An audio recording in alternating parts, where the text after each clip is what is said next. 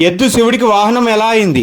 దానిని నంది అని ఎందుకు సంబోధిస్తారు? పూర్వం పిల్లలు లేకపోవడం వల్ల శిలాదుడు అనే ఒక ముని శివుడికి కఠోర తపస్సు చేశాడు. అలా కొన్ని సంవత్సరాలు గడిచిన తర్వాత శివుడు ప్రసన్నమై శిలాదుడితో ఇలా అంటాడు: సృష్టి సహాయంతో నీకొక పిల్లవాడు దొరుకుతాడు అని చెప్తాడు. చెప్పినట్టుగానే శిలాదుడికి వ్యవసాయం చేస్తుండగా ఒక పిల్లవాడు దొరుకుతాడు. శిలాదుడు సంతోషంతో ఆ పిల్లవాడికి నంది అని నామకరణం చేసి పెంచుతూ ఉండగా ఒక రోజు శిలాదుడు ఆశ్రమానికి దేవతలు వస్తారు. నందిని చూసి ఇతడికి దీర్ఘాయుష్యు లేదు, త్వరలోనే చనిపోతాడు అని చెబుతారు. ఈ విషయం విన్న శిలాదుడు బాధపడతాడు. కానీ నంది తన ఆయుష్ కోసం శివుణ్ణి ప్రార్థించగా శివుడు ప్రత్యక్షమై ఏ వరం కావాలని కోరాడు. శివుణ్ణి చూసి ఆనందంతో ఆయుష్కు బదులుగా ఎప్పటికీ నీతో ఉండిపోతాను అని కోరుతాడు. దానికి శివుడు సరే, నా వాహనం ఎద్దుగా ఉంటావు, అలాగైతే నా గణాలన్నిటికీ అధిపతిగా కూడా ఉండవచ్చు అని చెప్తాడు. దానికి నంది ఆనందంతో సరే అంటాడు. దానితో శివుడు నందిని ఎద్దుగా మార్చి కైలాసానికి తీసుకెళ్తాడు.